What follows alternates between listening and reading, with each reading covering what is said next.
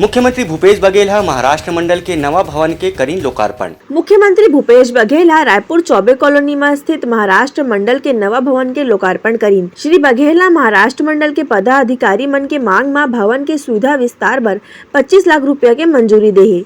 मुख्यमंत्री समाज सेवा के क्षेत्र में महाराष्ट्र मंडल डहर संचालित काम बर कीन। रायपुर में जनहित के कतकोन पुराना संस्था के रूप में एकर पहचान है। ए 87 साल पुराना संस्था है। पहली की बेरा में ए एकमात्र सामाजिक भवन है जेन धार्मिक संस्कृति ऐसन कतकोन योजना ला करे जेन अब तक के सुरता में है। एक कार्यक्रम में भाजपा पूर्व विधायक ब्रिजमोहन अग्रवाल, सांसद सुनील सोनी, महाराष्ट्र मंडल के अध्यक्ष अजय काले संग बिक्कड़ अकन मौजूद रही। 5 लाख में इस शर्त के साथ दिए हैं, सोने जी फोटो नहीं लगना है।